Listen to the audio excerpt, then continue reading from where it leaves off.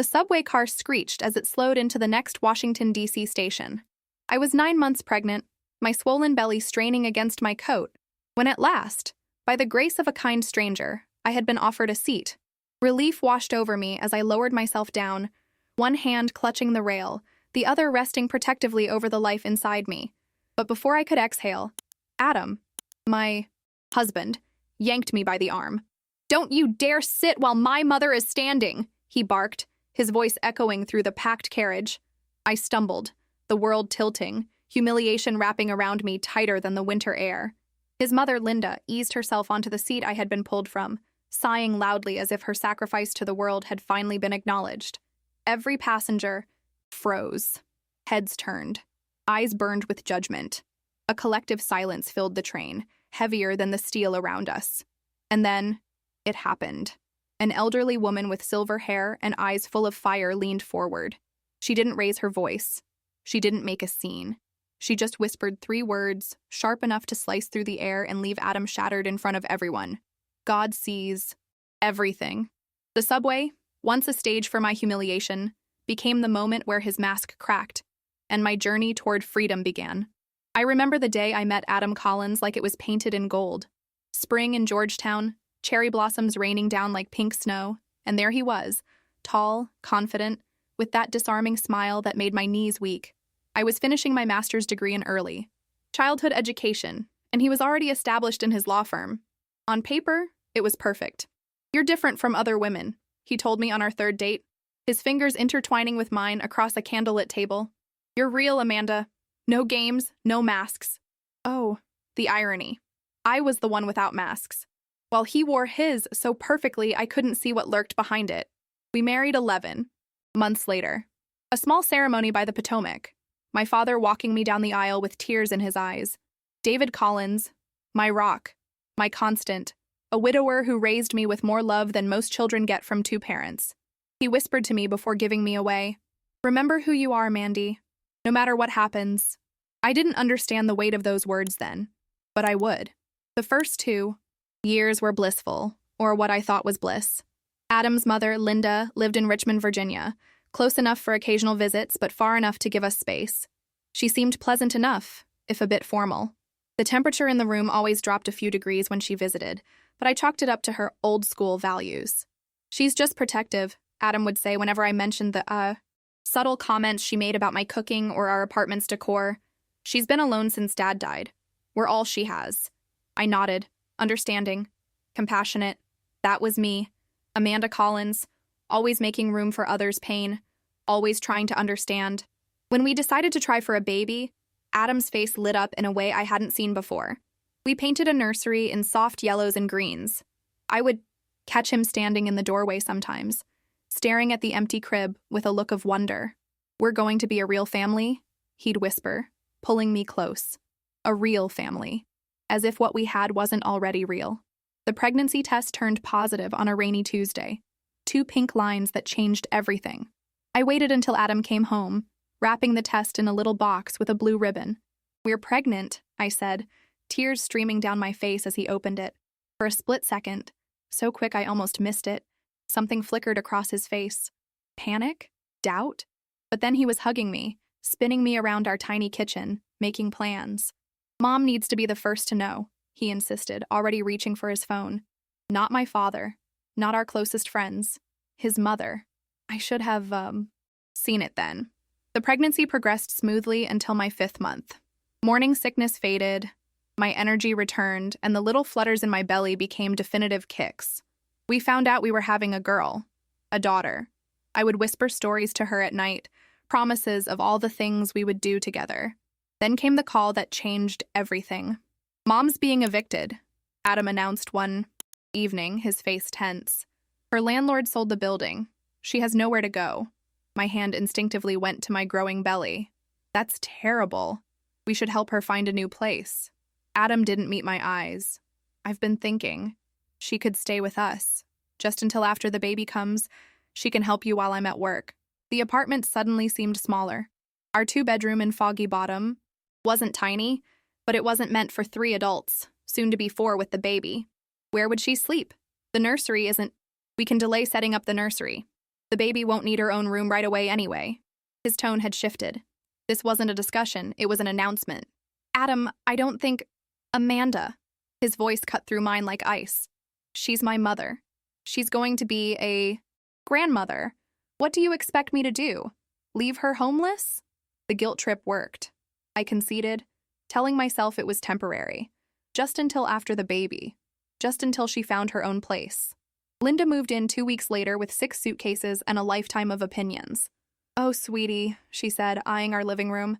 This couch is terrible for my back. We should get something more supportive.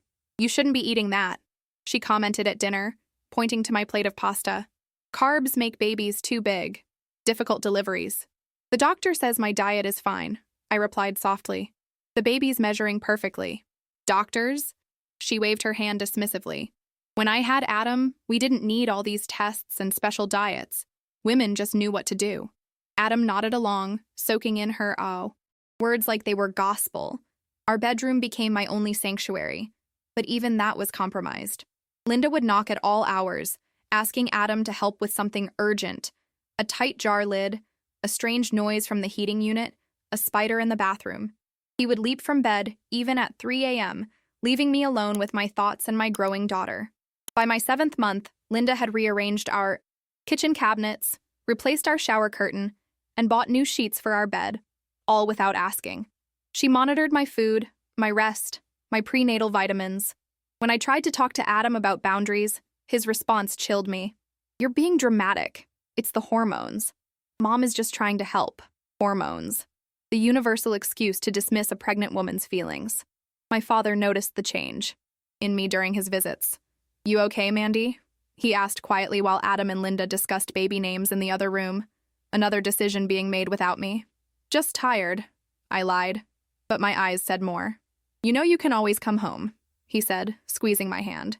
Your room is still there, always will be. I nodded, fighting tears, but home seemed impossibly far away now. I was trapped in a current, pulled further from shore with each passing day. By my 9th month, I was exhausted, not just from carrying a child, but from carrying the weight of Linda's criticism and Adam's betrayal. The man I married had vanished, replaced by a puppet whose strings were firmly in his mother's hands. And then came that day on the subway, the day everything changed. The January wind bit through my coat as we waited for the metro. Adam, Linda, and I were returning from my final prenatal appointment before my due date.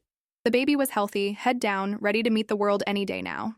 Despite the doctor's positive report, Linda had dominated the appointment, questioning everything from the doctor's credentials to her recommendations for my delivery plan. Natural birth is the only way, Linda had insisted in the examination room, while I lay exposed and vulnerable. Epidurals lead to C-sections, and C-sections lead to lazy mothers who can't properly bond with their babies. The doctor, a woman in her 50s with kind eyes and a no-nonsense demeanor, had turned to me directly. Amanda, what's your preference for pain management? Before I could answer, Adam had jumped in. Mom's right. Amanda needs to experience childbirth fully. It's what women are designed for. I had closed my eyes, swallowing my tears along with my voice. Now, standing on the platform, my back ached fiercely. The baby had dropped lower, making each step a challenge. The train arrived, packed with afternoon commuters. We squeezed in, and I gripped the overhead rail, trying to steady myself as the car lurched forward. At the next stop, more passengers crowded in. An elderly man with a cane stood directly in front of me, swaying with each movement of the train. I offered him a smile of solidarity. 2 people struggling to stay upright for different reasons. 3 stops later, my legs were trembling. The pressure on my pelvis was becoming unbearable. Linda sat comfortably in a priority seat she'd claimed. At the first opportunity, scrolling through her phone, while Adam stood protectively beside her. As we approached Foggy Bottom, a young man in a Georgetown University sweatshirt stood up. Ma'am, he said, gesturing to his seat and looking directly at me. Please, you should sit. Relief flooded through me.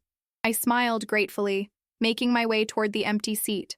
For a moment, one beautiful, fleeting moment, I felt seen, acknowledged, human. I had barely lowered myself onto the seat when I felt it. Adam's fingers digging into my arm, yanking me upward with enough force to make me gasp. Don't you dare sit while my mother is standing, he barked, his voice cutting through the ambient noise of the subway. I stumbled backward, nearly falling into another passenger. The world seemed to tilt sideways, vertigo washing over me as blood rushed to my face. Linda rose from her seat at the other end of the car, the seat she'd been occupying all along, and made her way toward us, her expression a mixture of smugness and manufactured concern. "It's all right, Adam," she said loudly, patting his arm. "I can stand." But Adam shook his head, pulling me further aside. "No, Mom. You take this seat. Amanda is young and healthy. Pregnancy isn't an illness." Linda slid into the seat the young man had offered me, sighing dramatically. "If you insist. My ankles are quite swollen from all that standing in the doctor's office." The subway car went silent. Every passenger seemed to freeze, eyes darting between us, the tension thick enough to cut. The young man who'd offered his seat stood with his mouth slightly open, confusion and disbelief etched across his face. I stood there, one hand braced against a pole, the other cradling my belly, feeling my daughter kick furiously inside me, as if she too was protesting the injustice. Shame burned through my body, hot and suffocating. Not shame for myself, but the horrific realization of who I had married, who I had chosen to father my child. That's when I heard it. A soft voice, steady and clear, cutting through the silence like a knife. "God sees everything." I turned to find the source. An elderly woman with silver hair pulled back in a neat bun sat a few seats away. Her eyes, bright blue and fierce, locked with Adam's. She didn't raise her voice. She didn't create a scene. She simply stated those 3 words with the confidence of someone pronouncing an irrefutable truth. Adam's face contorted, cycling through confusion, anger, and then, unmistakably, shame. For perhaps the first time since I'd known him, he seemed at a loss for words. Other passengers began to murmur. A middle-aged woman shook her head in disgust. The elderly man with the cane muttered something about kids these days having no respect. A teenage girl filmed discreetly with her phone. The subway car felt suddenly too small, too hot, too full of eyes that had witnessed my humiliation. But something else was happening beneath my embarrassment. A spark, small but fierce, igniting somewhere deep inside me. A clarity I hadn't felt in months. "Here," said another woman, standing up from her seat across the aisle. "Please sit down before you fall down. Honey." This time I moved without looking at Adam.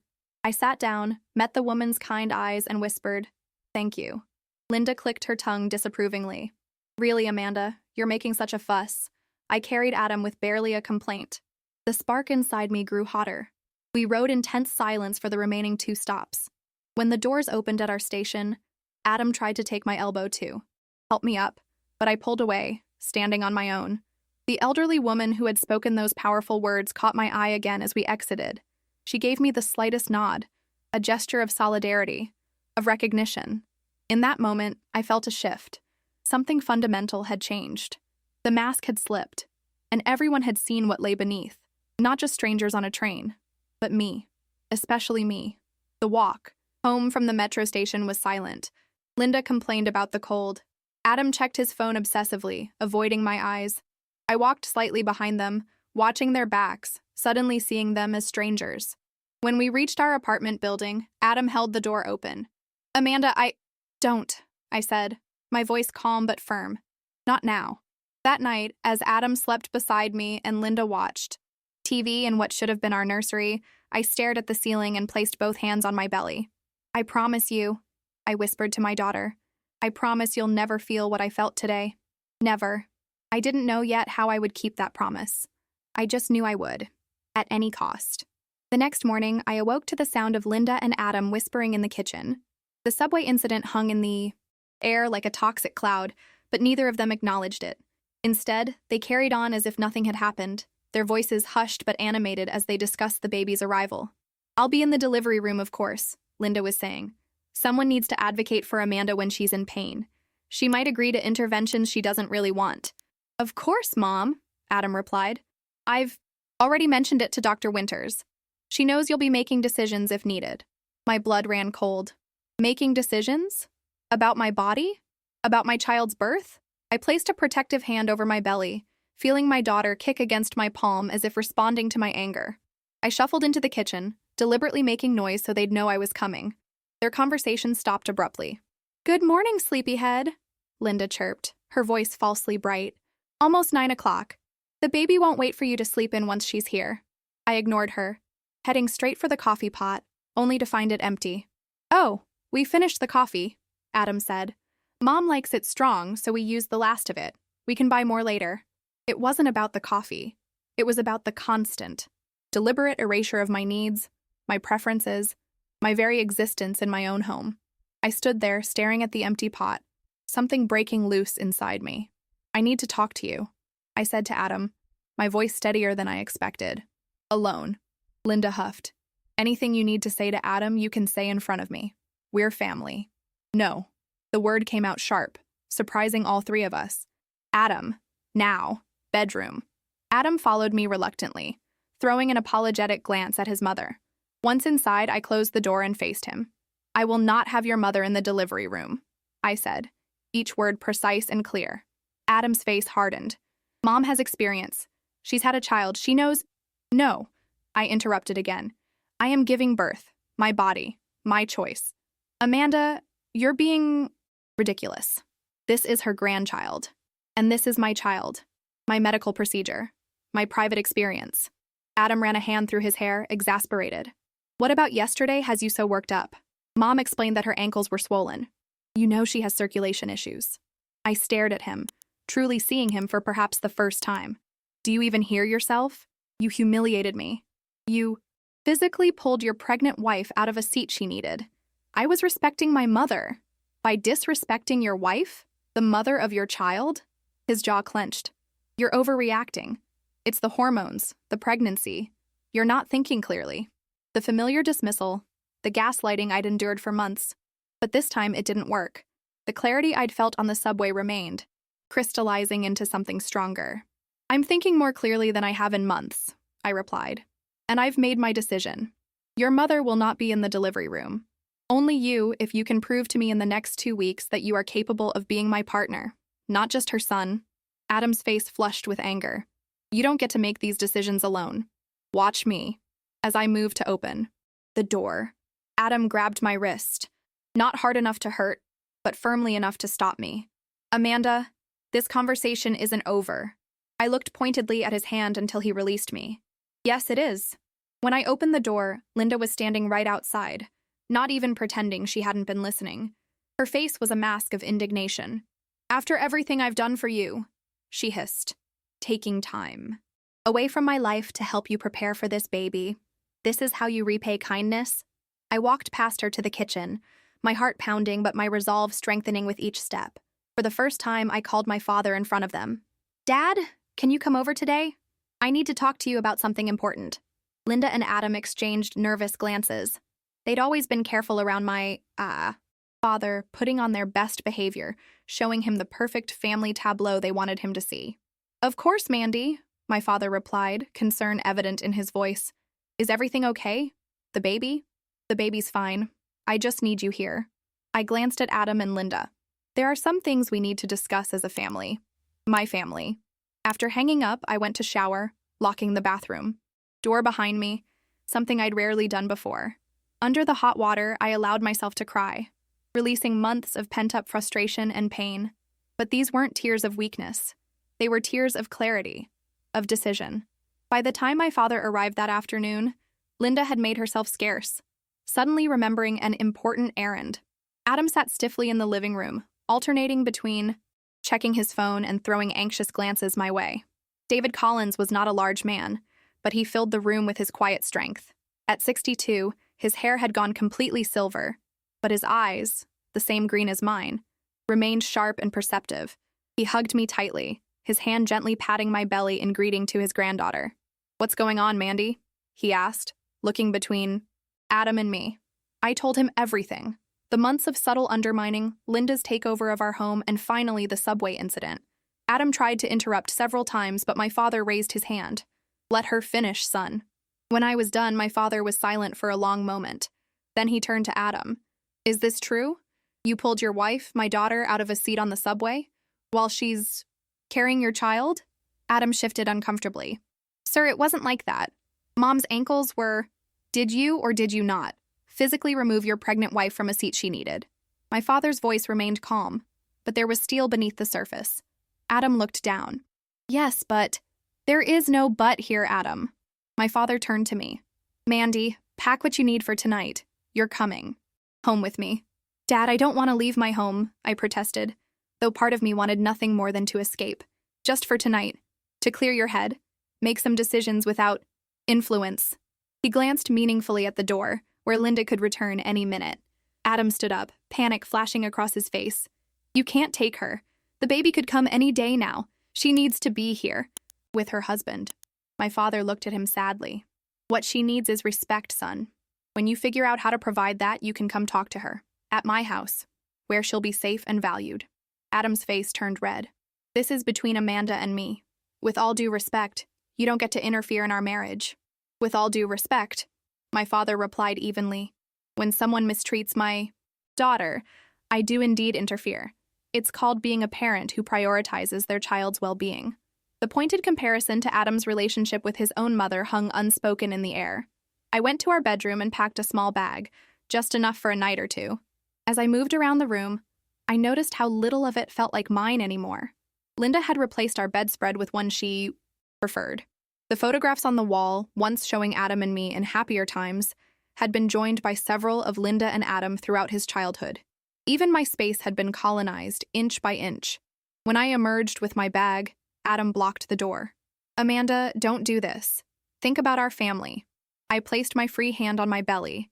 I am thinking about our family, our real family. This child deserves parents who respect each other, who work as a team. We are a team. No, Adam, you and your mother are a team. I'm just the incubator for the next generation of Colin's men. His face fell, genuine hurt flashing across his features. For a moment, I glimpsed the man I had fallen in love with. Sensitive, caring. But it vanished as quickly as it had appeared. If you leave now, he said, his voice hardening, don't expect things to be the same when you come back.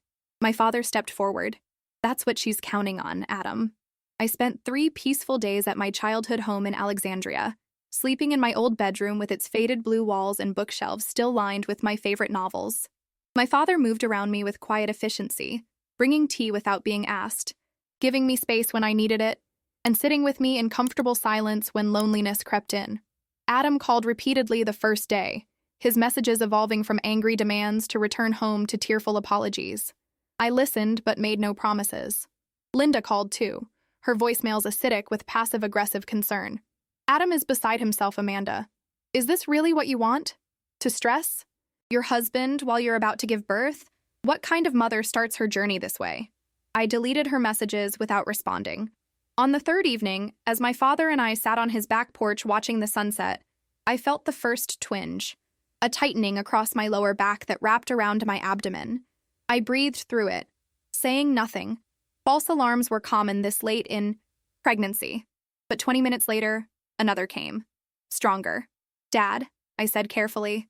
I think it's starting. His eyes widened, but he remained calm. Okay, Mandy, how far apart are the contractions?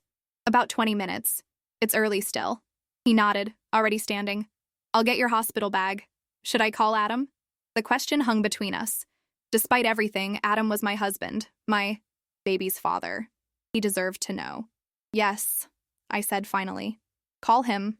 My father stepped inside to make the call while I breathed through another contraction. When he returned, his expression was guarded. He's on his way. Says he'll meet us at the hospital. I nodded, relief and anxiety mingling in my chest. By the time we arrived at Georgetown University Hospital, my contractions were 15 minutes apart. The nurses helped me into a gown and hooked me up to monitors that tracked the baby's heartbeat, strong and steady like a tiny drummer announcing her imminent arrival. Adam rushed in an hour later, his hair disheveled, eyes wild with a mixture of excitement and fear.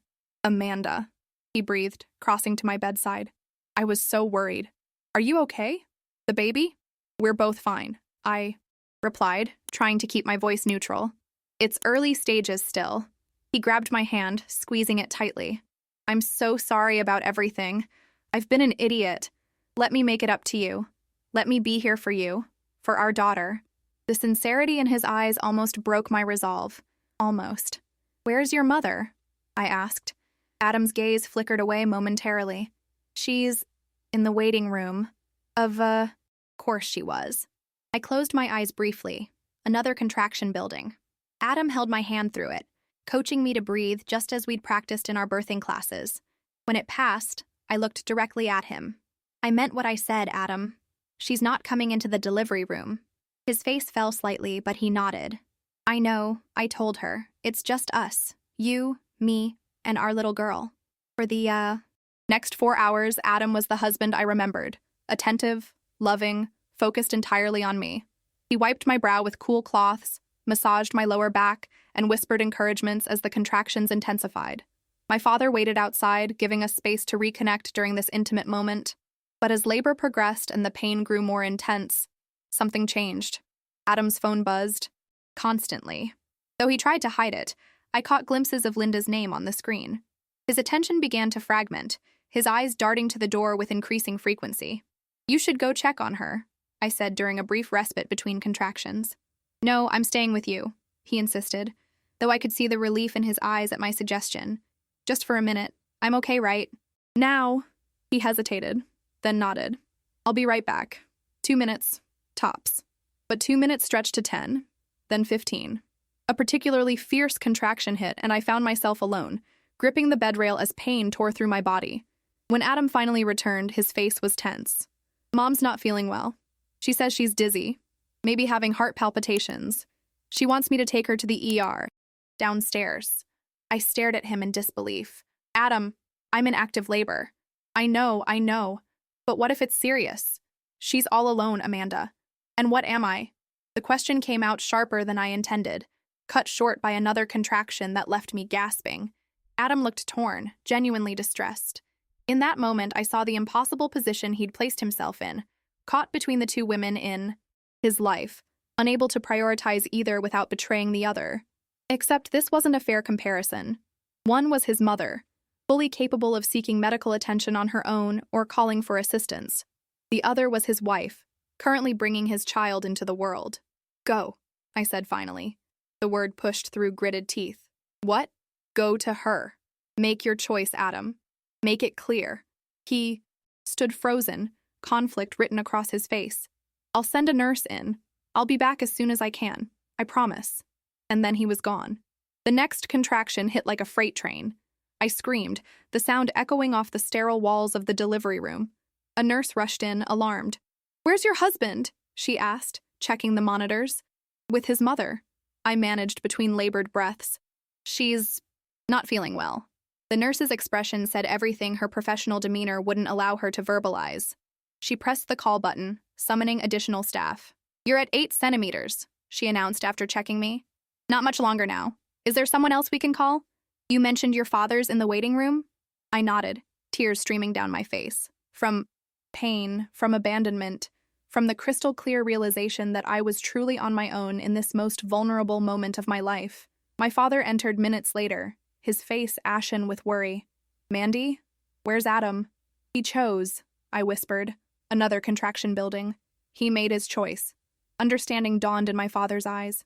Without a word, he took Adam's vacated position beside me, holding my hand and supporting my back as I worked to bring my daughter into the world. An hour later, with my father's steady encouragement and the medical team's expert guidance, I pushed one final time. The room filled with the indignant wail of new life, my daughter announcing her arrival with magnificent fury. It's a girl, the doctor proclaimed, placing the squirming, vernix-covered infant on my chest. A beautiful, healthy girl.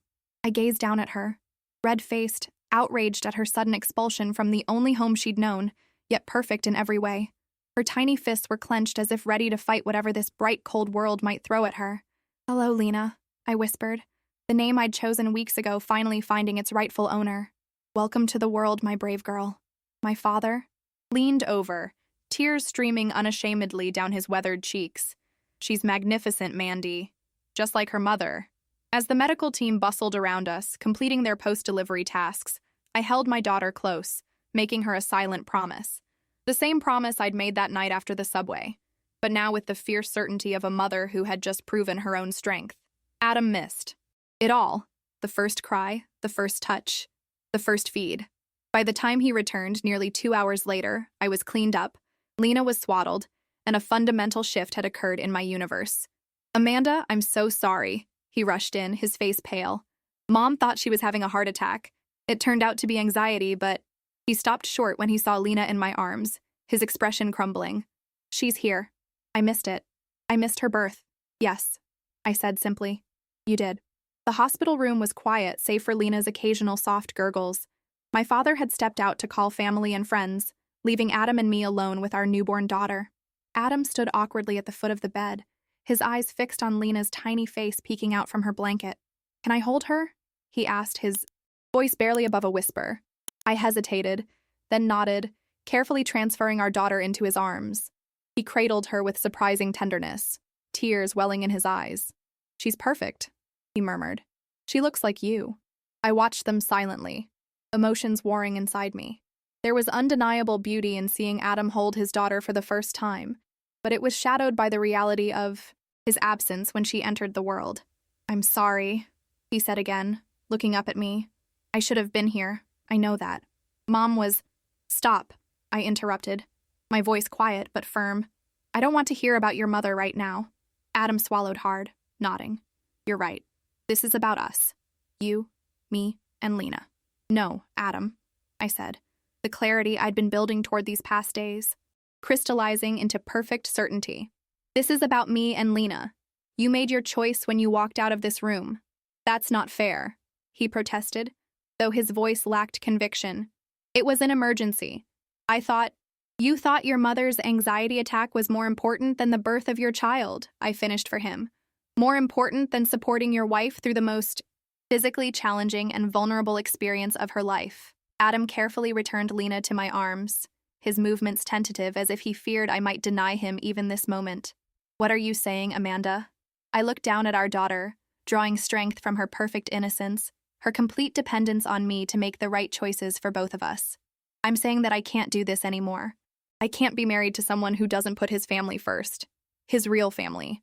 You are my real family, Adam insisted, his voice rising slightly before he caught himself, glancing anxiously at Lena. Both of you. Then why weren't you here? Why am I always second to your mother's needs? Tell me honestly, Adam, if Linda called right now saying she needed you, would you stay or would you go? His hesitation was answer enough. That's what I thought, I said softly.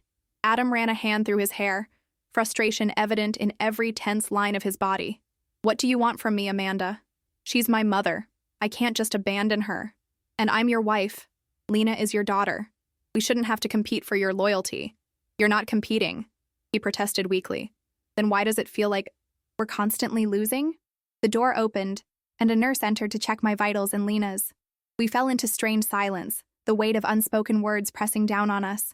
When she left, Adam moved closer, sitting carefully on the edge of the bed. I love you, Amanda. I love Lena. Please give me another chance to prove it. I studied his face, the face I'd fallen in love with, the face I'd once believed would always be turned toward me with adoration and support. I saw sincerity there, and pain, but also a fundamental weakness that I could no longer ignore. I need time, Adam.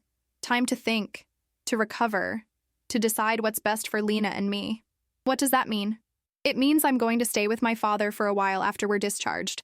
I need space from you, and from Linda. Adam's face drained of color. You're taking my daughter away? I'm taking our daughter to a peaceful environment where she can bond with her mother without interference? I corrected him. You can visit. You're her father. But I need this separation to figure out what happens next. And if I don't agree? I met his gaze steadily. Then you'll be proving exactly why I need to do this. The rest of the hospital stay passed in a blur of nurses, pediatrician visits, and learning to care for a newborn. Adam came and went, his visits tense but civil.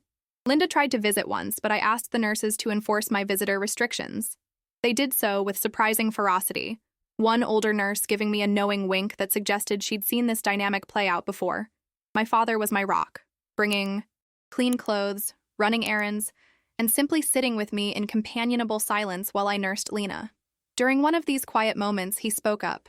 Your mother would be so proud of you, Mandy. I looked up, surprised. My father rarely mentioned my mother, who had died of breast cancer when I was 12. The loss had shaped both our lives, binding us together in grief and then in healing. You think so? I asked. I know so, he replied firmly. You've got her spirit. Steel wrapped in silk, she used to say. Gentle until it's time not to be. I smiled, blinking back tears. I wish she could have met Lena. She knows her, my father said with quiet certainty. And she's watching over both of you. 2 days after Lena's birth, we were cleared to go home. Adam arrived as I was. Preparing to leave, his expression a mixture of desperation and resignation. Please reconsider, Amanda. Come home with me. I've talked to Mom. She understands she needs to give us space. I shook my head. It's not about her giving us space, Adam. It's about you understanding that our family, you, me, and Lena, needs to be your priority. I can do that, he insisted. I will do that. Then prove it, I said. Give me the time and space I'm asking for. Show me through actions, not words, that you're capable of being the husband and father we need. Adam's shoulders slumped in defeat. How long? I don't know, I answered honestly. As long as it takes for me to trust you again. My father arrived with the car, and Adam helped carry our things downstairs. As we prepared to leave, he leaned in to kiss Lena's forehead, his lips lingering as he whispered something to her that I couldn't hear. When he straightened, there were tears in his eyes. I'll call tomorrow to check on you both, he said. I nodded, unable to find words for the complex emotions churning inside me. As my father drove us away, I watched Adam in the rearview mirror, standing alone on the hospital sidewalk, growing smaller with each passing second. The next 2 weeks were a beautiful, exhausting blur of newborn care. Lena and I settled into a rhythm at my father's house, the quiet neighborhood a welcome contrast to the tension of my apartment with Adam and Linda. I slept when Lena slept, ate when I remembered, and spent countless hours simply gazing at my daughter's perfect face, marveling at her existence. Adam visited daily at first, then every other day as he returned to work. Our interactions were cordial but distant, focused entirely on Lena. He held her, changed diapers, and even gave her bottles of expressed milk, proving himself a competent if somewhat tentative father. Linda called relentlessly, leaving messages that oscillated between saccharine concern and thinly veiled accusations. Adam says the baby is doing well, but I'm worried about jaundice. My friend's granddaughter had it. Has the doctor checked? I've cleaned your apartment for when you come home, though I don't understand why you left in the first place. Adam is absolutely miserable without you. Is this punishment really necessary? I deleted each message without responding. On Lena's 15th day of life, Adam arrived for his visit with determination etched on his face. I've found us an apartment, he announced without preamble. 2-bedroom in Glover Park. Month-to-month lease so we can look for something more permanent if you like it. I stared at him, surprised. An apartment? What about our place? Mom's still there, he admitted. But this would be just for us. You, me, and Lena. No interference. No commentary, no competition. I sat down slowly, processing his words. And your mother is okay with this arrangement? Adam's expression tightened momentarily. She doesn't love it, but I told her it's non-negotiable if I want my family back. And do you? Want your family back? More than anything, he said, his voice cracking slightly. These past 2 weeks have been hell, Amanda. Coming home to an empty apartment, seeing Lena growing and changing day by day, but not being there for all of it. He knelt in front of me, taking my free hand while I cradled Lena with the other. Please, give us another chance, a real chance with boundaries. I studied his face, searching for sincerity, for strength, for the man I'd fallen in love with. Part of me wanted desperately to believe him, to return to the dream of our family that had sustained me through pregnancy. I need to think about it, I said finally. This isn't just about us anymore. Every decision I make affects Lena. Adam nodded, disappointment flashing across his face before he schooled his features. Of course. Take all the time you need. He stood, retrieving something from his pocket. Here's the key and address. If you want to look at the place, it's ready whenever you are. After he left, I sat in my father's garden, Lena sleeping peacefully against my chest. The key to the new apartment felt heavy in my hand, a tangible symbol of choice, of possibility, of a second chance I wasn't sure I wanted to take. My father found me there as twilight descended, settling into the chair beside me with a gentle sigh. Adam told me about the apartment, he said, his voice carefully neutral. What do you think I should do? He shook his head. That's not for me to say, Mandy. You know I'll support whatever decision you make. But if it were Mom, I pressed. If she were here, what would she advise? My father was quiet for a long moment, watching a pair of cardinals flit between trees in the gathering dusk. Your mother would say that marriage takes work, but it should never take your dignity. He turned to me, his eyes gentle but serious. She would also say that people can change, but only if they truly want to. And that change takes time and proof. I nodded, feeling the truth of his words settle into my bones. I'm afraid of making the wrong choice. There is no wrong choice here, only different paths, he assured me. And whichever path you choose, you won't walk it alone. You have me, you have Lena, and most importantly, you have yourself, the strong, capable woman your mother and I raised. That night, I made my decision. 3 days later, I stood in the empty apartment in Glover Park, Lena sleeping in her carrier at my feet. The space was bright and airy, with large windows overlooking a small park. It was tastefully, if minimally, furnished. A neutral gray sofa, a dining table with 4 chairs, a queen bed in the master bedroom, and a carefully prepared nursery with the crib we'd bought months ago. Adam had clearly put thought into this place, even setting up some of my favorite photographs on the walls and arranging my books on a new bookshelf. It felt like an olive branch, a clean slate, a fresh beginning. But something held me back from feeling at home. Adam was due to arrive any minute to show me around, though I'd already explored every corner. I'd come early deliberately, wanting to experience the space without his hopeful eyes tracking my reactions. Now I sat on the sofa, absently rocking Lena's carrier with my foot as I waited. When the door opened, Adam stepped in with a tentative smile that faltered when he saw my expression. "You don't like it," he said, deflating. "No, it's lovely," I assured him. "You did a wonderful job." He crossed the room, sitting beside me but maintaining a respectful distance. "Then what's wrong? I can tell something's bothering you." I took a deep breath, organizing my thoughts. "Adam, I appreciate everything you've done here. This apartment, the space from your mother, your commitment to making things work." I met his gaze directly. "But I need to know that these changes aren't just temporary fixes, that you're truly ready to put our family first." "I am," he insisted. "I've told Mom she needs to respect our boundaries. I've made it clear that you and Lena come first now." "And how did she take that?" His hesitation told me everything. "She's adjusting," he admitted. "She doesn't understand why things have to change."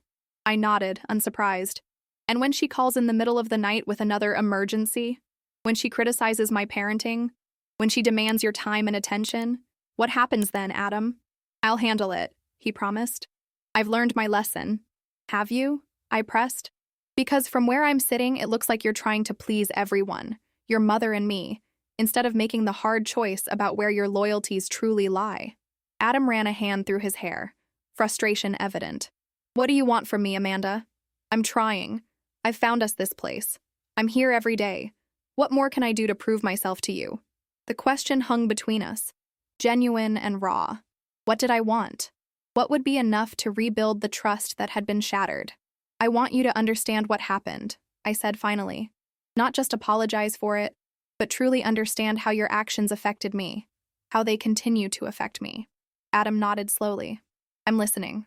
I gathered my thoughts, determined to articulate the pain I'd been carrying for months. "When you pulled me out of that seat on the subway, it wasn't just embarrassing. It was dehumanizing. You treated me like I was less deserving of comfort and dignity than your mother, even though I was 9 months pregnant with your child." Adam winced but remained silent. "And when you left me during labor, during the most vulnerable, painful, frightening experience of my life, you broke something fundamental between us. You weren't just absent physically. You were emotionally abandoning me at the moment I needed you most." "I thought it was an emergency," he said quietly. "I was trying to do the right thing." "The right thing would have been to call for a nurse to check on your mother," I countered. "Or to recognize that she's a grown woman who can seek medical attention without her son, holding her hand while his wife labors alone." Adam looked down, shame coloring his features. "You're right. I know you're right. It's not about being right, Adam. It's about whether you can see the pattern and break it. Your mother raised you to believe that her needs always come first, that your primary role is to fulfill her expectations and protect her feelings. But that's not how marriage works, and it's certainly not how parenting works."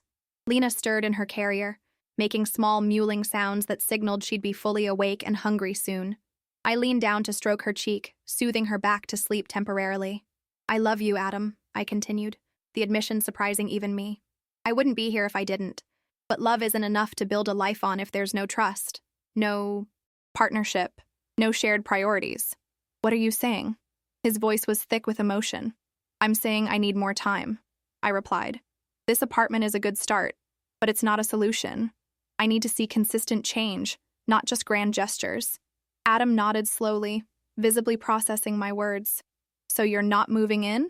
Not yet, I confirmed. But I'm willing to spend time here. We can have dinners together, you can have more time with Lena, we can see how it feels to be a family without interference. And if your father interferes? Adam challenged. Isn't that the same issue, just with your parent instead of mine? I shook my head. My father has never tried to come between us, Adam. He's never criticized you, undermined you, or demanded my attention at your expense. There's a world of difference between supportive presence and controlling interference. Adam seemed ready to argue, but stopped himself, recognition dawning in his eyes. You're right. I'm sorry. That wasn't fair. Lena began to cry in earnest, her tiny face scrunching with hunger and discomfort. I unbuckled her from the carrier and lifted her to my shoulder, patting her back soothingly. She needs to be fed, I said, reaching for the diaper bag. Is there somewhere private I can nurse her? The nursery, Adam replied quickly. I made sure there's a comfortable rocker in there. He led me to the room, hovering uncertainly in the doorway as I settled into the chair. There was an awkward moment as I prepared to nurse, Adam clearly unsure whether to stay or go. It's okay, I said gently. You can stay. She's your daughter too. He entered cautiously, sitting on the floor near the rocker, watching with wonder as Lena latched and began to feed. We sat in companionable silence, the tension between us temporarily suspended by the simple, profound act of nourishing our child. She's amazing, Adam whispered. I still can't believe we made her. I smiled, genuinely touched by his awe. She is pretty incredible. Amanda, he said after another quiet moment, I want to do better. Not just for Lena, but for you. For us. I don't want to be the kind of husband who puts his wife last, or the kind of father who misses his daughter's birth. His voice cracked on the last words. I can't change what happened, but I swear to you I'm going to learn from it. I studied his face, seeing genuine remorse and determination there. I believe you want to change, Adam. I really do. But wanting and doing are different things. Then let me show you. Day by day, choice by choice. As Lena finished nursing and I shifted her to my shoulder to burp, my phone buzzed with an incoming call. I glanced at the screen, then at Adam. It's your mother, I said. Adam stiffened, then reached for the phone. Let me talk to her. I handed it over, watching closely as he answered. Mom, hi. No, I'm with Amanda and Lena at the new apartment. He paused, listening. No, they're not moving in yet. We're taking things slowly. Another pause, his face tightening. No, that's not an option. Amanda is Lena's mother and we decide together what's best for our daughter. I couldn't hear Linda's response, but from Adam's expression, it wasn't pleasant. Mom, I need to go. Amanda and I are having an important conversation. He listened briefly. No, not later. I won't be home until tomorrow. I'm staying here tonight. Another pause. Yes, alone. The apartment is for me too, remember? One final pause. I love you too, Mom, but I need to go now. Goodbye. He hung up, exhaling slowly before meeting my gaze. That was harder than I expected. It's a start, I acknowledged, a small seed of hope taking root despite my determination to remain cautious. As evening fell, we ordered takeout and really talked, about everything that had happened since Linda moved in. Adam listened more than he spoke, his expression shifting from defensive to reflective as I laid out the pattern of behavior that had eroded our marriage. When it was time to leave, I found myself reluctant to go, the apartment already feeling more like home than I'd anticipated. Adam walked us to the door, gently kissing Lena's head before she dozed off in her carrier. Same time tomorrow? He asked. I nodded. We'll be here. As I drove back to my father's house, Lena sleeping peacefully in the back seat, I found myself thinking about second chances and hard choices. I wasn't naive enough to believe one good conversation had solved our problems, but for the first time in months, I felt a fragile hope that Adam might actually be capable of change. What I didn't know was that Linda had her own plans that would force all of us to make our final choices sooner than anyone expected. Over the next, 3 weeks, Adam and I established a new rhythm. Each day after work, he would meet us at the Glover Park apartment, spending evenings with Lena and me before returning to his mother's place for the night. On weekends, he stayed at the new apartment full-time, learning the intricacies of Lena's schedule and needs. Slowly, tentatively, we began to rebuild something that felt like partnership. Linda remained a shadow over our progress, constantly calling and texting Adam. Though he tried to set boundaries, often silencing his phone during our family time, I could see the strain it placed on him, caught between his mother's demands and his commitment to us. "She's having a hard time adjusting," he explained one evening as he silenced yet another call from her. "She's lived most of her adult life with me nearby. This separation is difficult for her. And for you?" I asked carefully, watching his face. Adam sighed, rubbing his temples. "It's complicated. I love my mother, but I'm starting to see how her dependence on me isn't healthy for any of us." It was progress, this glimmer of insight. Small, but real. As Lena approached her 1-month milestone, I began to consider moving some of my belongings into the Glover Park apartment. Not a full commitment yet, but a step toward it. Adam's consistent efforts to prioritize us had begun to heal some of the fractures in my trust. Then came the storm that would change everything. It began innocuously enough. Adam had planned to spend the entire weekend with us, starting Friday evening. He'd taken off early from work, stopping to pick up dinner on his way to the apartment. I was already there, having brought over some additional clothes and books, making the space feel more like home. When he arrived, his expression was strained, though he tried to mask it with a smile. "Everything okay?" I asked, taking the food bags from him while Lena dozed in her bouncer. "Yeah, just a tough day at work," he replied, kissing my cheek before kneeling to stroke Lena's tiny hand. "How's my girl? Did you miss Daddy today?" We ate dinner on the sofa, talking about ordinary things. A case he was working on, how Lena seemed to be smiling more, plans for the weekend. It felt almost normal, like the life we'd planned before everything unraveled. After dinner, as Adam cleared the containers, his phone rang. He glanced at it, his face tightening. "Mom," he said unnecessarily, "let me just tell her I'll call tomorrow." I nodded, lifting Lena from her bouncer for her evening feed. From the kitchen, I could hear Adam's voice, low but increasingly tense. "Mom, I told you I'm spending the weekend with Amanda and Lena. No, I can't come over tonight." "What do you mean, emergency?" He paused, listening. "Can't this wait? Until Monday? I'm sure the plumber can—" "Yes, I know water damage is serious, but—" I focused on Lena, trying not to eavesdrop but unable to ignore the familiar pattern unfolding. Adam's tone shifted from resistant to resigned as the conversation continued. When he returned to the living room, his expression was apologetic.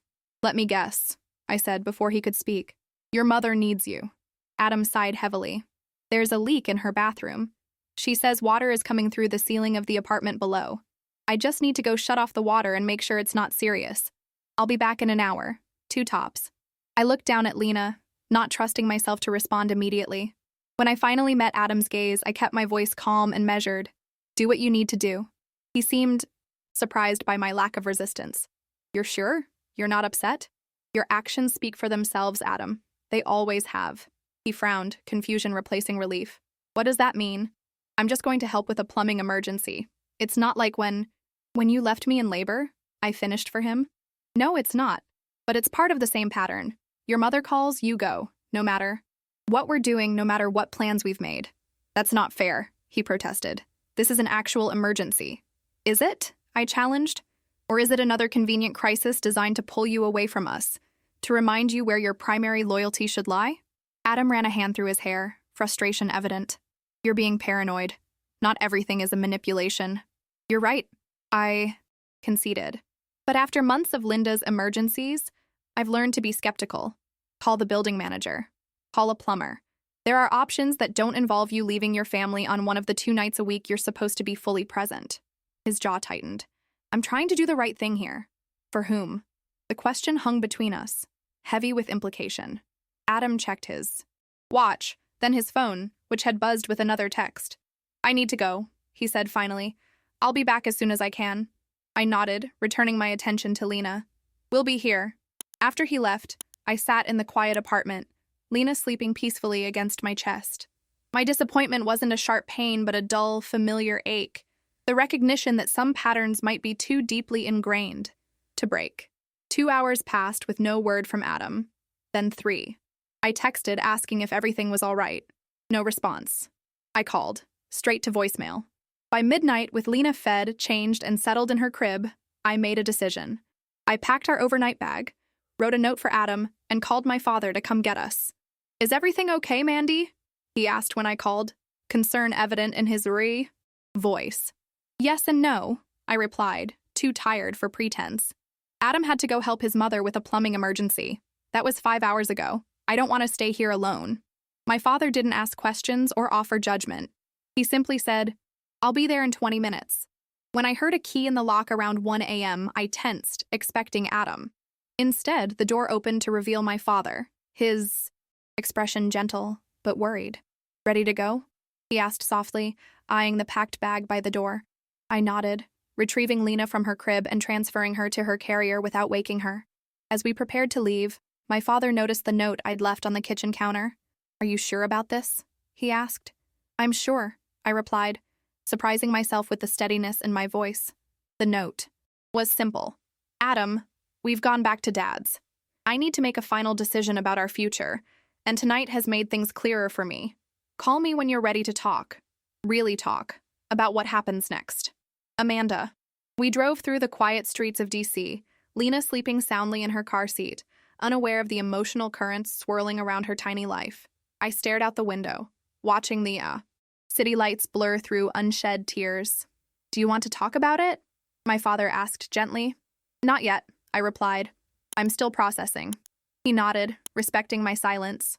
When we arrived at his house, he helped me carry Lena and our things inside, setting up the portable crib in my room with practiced efficiency. As I settled Lena into it, he squeezed my shoulder. "Whatever you decide," he said quietly, "you are not alone." I slept fitfully, waking often to check on Lena, or to check my phone for messages from Adam. None came. The silence was its own kind of answer. Morning brought a cascade of calls and texts. Adam, frantic, apologetic, demanding to know where we were. "I came back and you were gone. Where are you? Are you okay? Is Lena okay? Amanda, please answer me. I'm worried. Sick. I'm sorry about last night. Mom's bathroom was flooding. I had to stay and help clean up. My phone died." I waited until I had fed and changed Lena, had a cup of coffee, and gathered my thoughts before I replied. "We're at Dad's. We're both fine. I need some time to think." His response was immediate. "I'm coming over. We need to talk." I hesitated, then typed, "Not today. I'll call you tomorrow. When I'm ready." I needed space, not just physically but emotionally, to process what had happened and what it meant for our future. The cycle of hope and disappointment had become too painful to sustain. My father took one look at my face over breakfast and nodded toward his study. "Use my office if you need privacy. I'll watch Lena." I spent the morning researching divorce attorneys, custody, arrangements, financial implications. Not because I had made a final decision, but because I needed to understand my options. Knowledge was power, and I had surrendered my power for too long. Around noon, the doorbell rang. I tensed, knowing instinctively who it was despite my clear message. My father answered, his voice carrying down the hallway. "Adam, Amanda said she needs time. I need to see." "My wife and daughter," Adam replied, his tone desperate but firm. "Please, David. 5 minutes." There was a pause, then my father's voice again. "Wait here. I'll ask her." He appeared in the doorway of his study, his expression questioning. "It's up to you, Mandy. I can send him away if that's what you want." I considered it, tempted by the simplicity of avoidance. But problems didn't disappear by ignoring them. "It's okay," I said finally. "I'll talk to him." Adam stood in the living room, looking haggard and sleep-deprived. When he saw me, relief washed over his face. "Amanda, thank God, I've been worried sick." "I told you we were fine," I replied, keeping my voice neutral. "Where's your mother?" The question seemed to catch him off guard. "At home. Why?" "Just curious if the plumbing emergency got resolved." Adam had the grace to look embarrassed. "It wasn't as serious as she thought, but by the time we realized that, it was so late, and my phone was dead, and you couldn't use her phone, or a neighbor's, or come back anyway, even if it was late." He faltered, the excuses dying on his lips. "I messed up. Again. I'm sorry." "Sorry isn't enough anymore, Adam." We sat across from each other at my father's kitchen table, mugs of untouched coffee growing cold between us. Through the window, I could see my father in the backyard with Lena, holding her carefully in the dappled shade of an old maple tree, pointing out birds and squirrels to her unfocused eyes. "I want us to try again," Adam said, breaking the heavy silence. Last night was a mistake, but it doesn't erase the progress we've been making. I considered his words, turning them over in my mind like stones in a river. It wasn't just last night, Adam. It was a continuation of the same pattern we've been trapped in since your mother moved in. But I've been trying, he protested. The apartment, the time with you and Lena, doesn't that count for anything? It does, I acknowledged. And that's why this is so hard. I see you trying, but I also see you failing at the critical moments, the moments that matter most. Adam leaned forward, his eyes intense. Tell me what you want, Amanda. Clearly. I'll do anything to make this work. I took a deep breath, organizing my thoughts. I want a husband who sees me as his partner, not an appendage. I want a father for Lena who will be present for her. Milestones, not just when it's convenient. I want a man who can set boundaries with his mother without resentment or guilt. I can be that man, Adam insisted. I will be that man. Can you? I asked gently. Because from where I'm sitting, it looks like you're torn in half, Adam. Every time you choose us, you feel like you're betraying her. Every time you choose her, you feel like you're failing us. That's no way to live, for any of us. Adam was silent for a long moment, his expression shifting as he processed my words. When he finally spoke, his voice was quieter, more reflective. I love you, Amanda. I love Lena. I want our family to work. I know you do, I said softly. But love isn't always enough. Sometimes there are patterns too deeply ingrained to break. Histories, too. Complex to untangle. Are you saying it's over? His voice cracked on the last word. I looked out the window at my father and daughter, the two people who had never wavered in their support and love. Then I turned back to Adam, meeting his gaze directly. I'm saying I can't live in the shadow of your mother's needs anymore. I won't raise Lena to think it's normal for her father to disappear whenever her grandmother calls. And I won't keep setting myself up for disappointment by hoping this time will be different. Adam's face crumpled, the reality of my words sinking in. What about custody, visitation? We'll work it out, I assured him. You're her father. That doesn't change. But our marriage, I think we both know it's not what it should be, what it could have been. Just like that? You're giving up? I shook my head. This isn't giving up, Adam. It's recognizing reality. We've been trying to fix this for months, and the same patterns keep emerging. At some point, we have to accept that some problems don't have solutions, at least not ones that don't require someone to sacrifice their dignity or well-being. So that's it, he said flatly. You've made up your mind. I've made up my mind to stop pretending, to stop hoping for change that never comes, to start building a life for Lena and me that isn't defined by waiting for you to choose us. Adam stood abruptly, pacing the small kitchen. This isn't fair. One mistake after weeks of trying, and you're throwing everything away. Is that what you think this is about? Last night? I asked, keeping my voice level despite the frustration building inside me. Adam, last night was just the final confirmation of what I've known for a long time. You can't be the husband I need while remaining the son your mother demands. He stopped pacing, his expression shifting from anger to a more complex emotion, something like recognition, or perhaps resignation. What happens now? He asked after a long silence. Now we figure out how to co-parent Lena effectively, how to build new lives that allow us both to be the best versions of ourselves. And Linda? The question hung between us, loaded with all the complexities that had led us to this moment. That's for you to navigate, I replied. But she won't be part of my life anymore, and her access to Lena will have to be on my terms. Supervised, limited, and contingent on respectful behavior. Adam nodded slowly, the fight seeming to drain from him. I should go. I need to process all this. As he moved toward the door, I called after him softly. Adam. He turned, hope flickering briefly in his eyes. I don't hate you, I said simply. I don't even blame you, not really. We're all products of our upbringing, shaped by the relationships that formed us. Your mother made you the man you are, loyal, dedicated, willing to sacrifice for family. Those aren't bad qualities. They just didn't work in our marriage. He swallowed hard, nodding once before slipping out the door. I remained at the table, watching through the window as my father continued his one-sided conversation with Lena, pointing out a butterfly that had landed on a nearby flower. The simple beauty of that moment, a grandfather's love, a child's innocence, nature's quiet perfection, brought tears to my eyes. Not tears of sadness, but of recognition.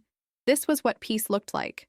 My father must have sensed my gaze, looking up to meet my eyes through the glass. He raised an eyebrow in question. I nodded, offering a small smile. He returned it, understanding flowing between us without words, before returning his attention to Lena. The following weeks unfolded with surprising civility. Adam and I met with mediators and lawyers, working out a custody arrangement that prioritized Lena's well-being. He would have her 3 days a week, building to more time as she grew older. Financial matters were settled without acrimony, both of us more concerned with Lena's future than with punishing each other. Linda predictably did not take the news well. She left scathing voicemails, sent accusatory texts, and even showed up at my father's house once, demanding to see her granddaughter. When my father calmly but firmly turned her away, she threatened legal action for grandparental rights. Her attorney advised her against it, recognizing that her behavior, especially abandoning a laboring woman in the hospital, would not play well in family court. Eventually, she retreated, though her bitterness remained a distant cloud on our horizon. 6 months after our separation, I found a small house to rent in Alexandria, not far from my father, but with enough space for Lena and me to build our own home. Adam had moved back into the apartment in Glover Park, creating a nursery for Lena's visits. He was proving to be a dedicated, if sometimes awkward, father, showing up reliably for his scheduled time and even offering to take extra days when work kept me late. Linda remained a complicated presence in his life, but I noticed subtle shifts in his interactions with her. He set clearer boundaries, limited her access to Lena to only when he was present, and occasionally even declined her calls if he was spending time with our daughter. Small steps, but meaningful ones. 1 year after that fateful day on the subway, I found myself riding the metro again, Lena securely strapped to my chest in a carrier. She was alert now, her eyes wide as she took in the movement and sounds around her. We were headed to Georgetown for a doctor's appointment, the spring sunshine filtering through the windows of the train. As the car filled at each stop, I noticed a young woman, heavily pregnant, struggling to hold onto a handrail. Without hesitation, I stood, gesturing to my seat. "Please," I said. "You need this more than we do." Gratitude flooded her face as she lowered herself with a sigh of relief. "Thank you." 7 months and already. Feeling like a whale. I smiled, adjusting Lena in her carrier. "Been there. It gets better. I promise." The woman glanced at Lena, then back at me. "She's beautiful. How old?" "Just turned 1, I replied proudly. Our conversation continued in the easy camaraderie of motherhood, current and imminent, until we reached my stop. As I prepared to exit, the woman reached out to touch my arm. "Thanks." "Again," she said sincerely. "Not just for the seat, but for the reminder that there's life after pregnancy." I laughed, the sound lighter and more genuine than it had been in years. "There definitely is, and it's worth every contraction." As Lena and I made our way through the station, I reflected on the symmetry of the moment, how a subway seat had once been at the center of my humiliation, and now had become a simple act of kindness, freely given. Outside, the cherry blossoms were in full bloom, petals drifting like pink snow in the gentle breeze. I pointed them out to Lena, whose tiny fingers reached instinctively toward the falling petals. "See the flowers, baby girl? Aren't they beautiful?" She babbled in response, her face lighting up with wonder at this new discovery. As we walked, I spotted a familiar figure ahead, the elderly woman from the subway, her silver hair now styled slightly differently, but her bearing unmistakable. She was feeding pigeons on a bench, tossing crumbs with methodical precision. I approached slowly, uncertain if she would remember me. When I was a few feet away, she looked up, her bright blue eyes narrowing momentarily before recognition dawned. "I remember you," she said simply. "The pregnant lady on the train, with the terrible husband." I couldn't help but laugh at her blunt assessment. That was me, though he's my ex-husband now. She nodded approvingly, her gaze shifting to Lena. "And this is the baby. She has your eyes." "This is Lena," I confirmed. "And I never got to thank you." The woman tilted her head questioningly. "Thank me? For what?" "For those 3 words you said that day. God sees everything. They gave me courage when I needed it most." A smile creased her weathered face. "I've found those words to be true throughout my life. The universe has a way of balancing things out eventually." I sat beside her on the bench, Lena contentedly watching the pigeons from her carrier. "May I ask your name?" "Martha," she replied. "Martha Green. I'm Amanda Collins. It's good to finally meet you properly, Martha." We sat in companionable silence for a few minutes, watching the pigeons and the passers-by, the cherry blossoms continuing their gentle descent around us. "Are you happy now?" Martha asked suddenly, her direct gaze reminding me of that moment on the subway. I considered the question, its simplicity belying its depth. Was I happy? My life wasn't what I had planned or expected. Single motherhood was challenging, exhausting, sometimes lonely. But beneath all that, yes, I answered truthfully. Not every day, not every moment, but in the ways that matter most. Yes, I'm happy. Martha nodded, satisfied. Good. That's what matters in the end. Not whether you stayed or left or fought or surrendered, just whether you found your way to peace. As Lena and I continued our journey to the doctor's office, Martha's words echoed in my mind. Peace. That's what I had found. Not in grand gestures or dramatic confrontations, but in the quiet dignity of choosing myself and my daughter, in refusing to accept less than we deserved, in recognizing that sometimes the bravest thing isn't staying and fighting, but knowing when to walk away with your head held high. The subway car that had once been the scene of my greatest humiliation had become, in its own way, the catalyst for my freedom. And the whispered words of a stranger had been the key that unlocked the courage I needed to reclaim my dignity, to rebuild my life on my own terms. As I lifted Lena from her carrier in the doctor's waiting room, I whispered in her ear the promise I had made that night after the subway, the promise I renewed each day. You will never feel what I felt that day. Never. Because you have a mother who knows her worth now, who will teach you to know yours from the very beginning. She grabbed my finger, squeezing with surprising strength for such tiny hands. In her eyes, my eyes, as Martha had noted, I saw endless possibilities, unclouded by doubt or fear. This was our victory, Lena's and mine. Not revenge, not triumph over others, but the quiet, profound dignity of knowing our own value and living accordingly. God does indeed see everything, and sometimes, in seeing ourselves clearly, we find the strength to begin again.